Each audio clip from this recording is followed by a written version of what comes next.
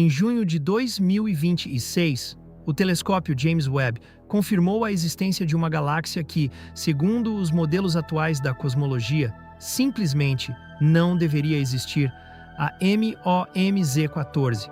Ela recebeu um nome curioso, Mother of Monsters, ou a Mãe dos Monstros. E quando eu descobri por que ela recebeu esse nome, eu percebi que o problema não era essa galáxia, era muito maior. Agora deixa eu te fazer uma pergunta. Como uma galáxia que surgiu há apenas 280 milhões de anos depois do Big Bang conseguiu parecer bilhões de anos mais velha do que deveria, os cientistas encontraram alguma coisa que muda a nossa compreensão sobre o universo?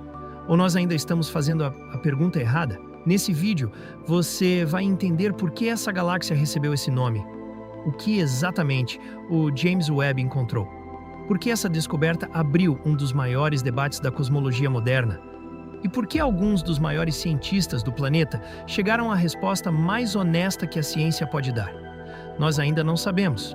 Agora vem comigo. Porque no final dessa investigação, você pode chegar à conclusão de que a descoberta da Mother of Monsters não muda apenas a história de uma galáxia, ela pode mudar a forma como você imagina a própria origem do universo. Antes da gente começar, se você gosta desse tipo de investigação, onde a gente separa fatos, hipóteses e especulações para entender o que a ciência realmente sabe, já deixa o like. É rápido. Mas ajuda o YouTube a entender que vale a pena recomendar esse vídeo para outras pessoas. Agora sim, vamos entender por que uma única galáxia conseguiu fazer físicos do mundo inteiro voltarem para a prancheta. Agora eu vou apostar que você pensou exatamente isso. Tá, mas o James Webb não descobre galáxias novas o tempo todo? Sim, ele descobre. E esse é justamente o ponto. O problema nunca foi descobrir mais uma galáxia. O problema foi descobrir essa. Existe uma diferença enorme entre as duas coisas. Imagina que você planta uma semente hoje. Uma semana depois, você volta naquele lugar. E no lugar da semente, existe uma floresta inteira. Você provavelmente nem perguntaria que tipo de árvore é. A primeira pergunta seria outra. Como isso aconteceu? Foi exatamente essa a reação dos astrônomos. Porque a Mãe dos Monstros apareceu cedo demais. E esse cedo demais muda completamente a história. Agora eu preciso que você imagine uma coisa comigo. Faz de conta que toda a história do universo cabe em um único ano. No dia 1º de janeiro, acontece o Big Bang. Durante os primeiros dias, o universo ainda está formando as primeiras estrelas, as primeiras galáxias. Tudo ainda está começando. Nós só aparecemos praticamente nos últimos minutos do dia 31 de dezembro. Até aqui, tudo bem, faz sentido. Agora deixa eu fazer outra pergunta. Quanto tempo você acha que uma galáxia como a Via Láctea levou para chegar ao tamanho que ela tem hoje? A resposta é quase o ano inteiro desse calendário. Bilhões de anos.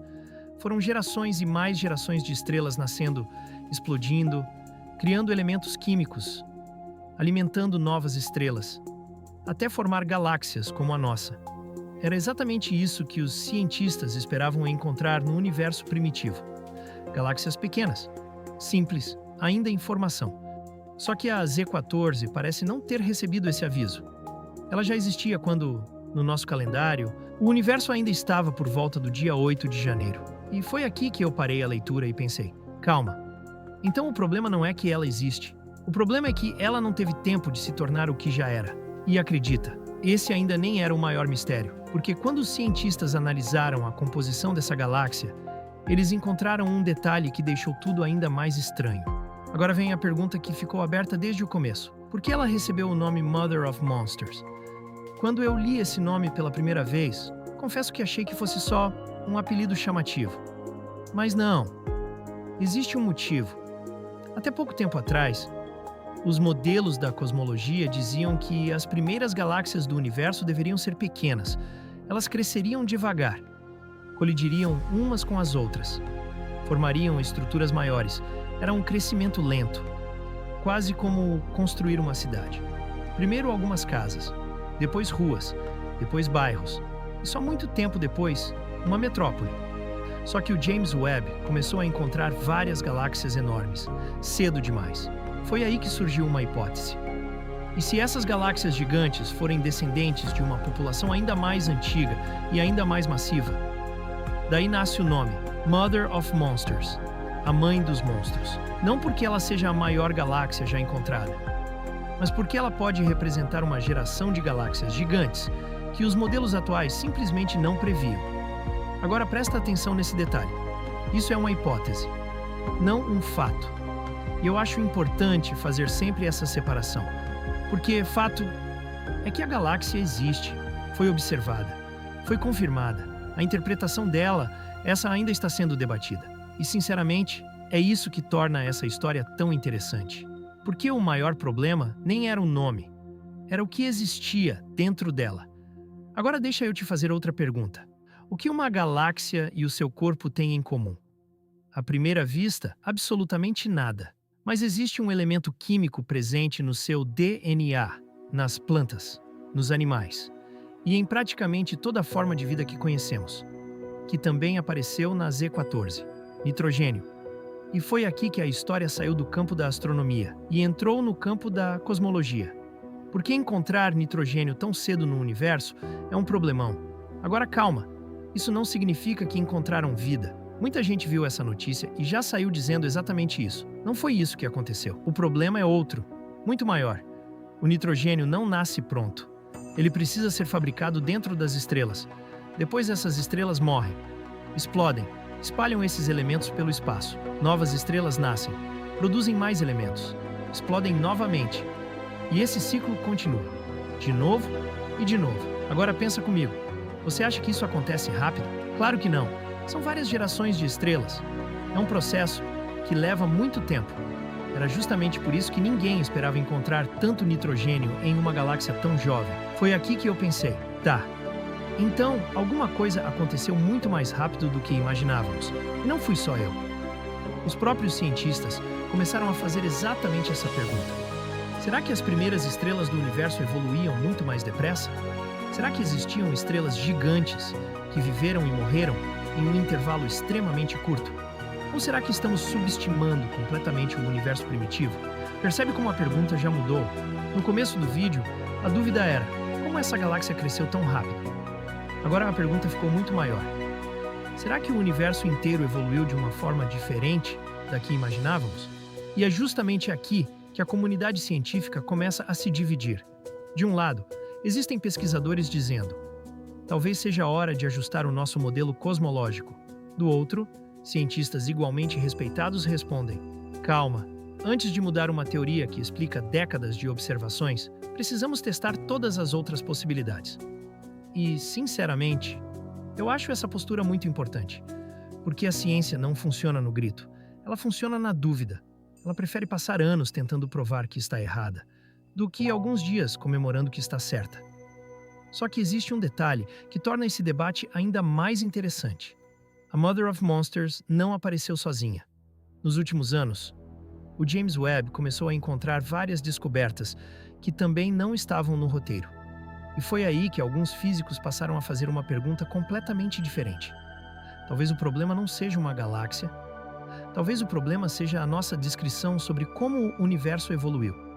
E quando essa pergunta apareceu, outra discussão, que já dividia os cosmólogos há anos, voltou com ainda mais força.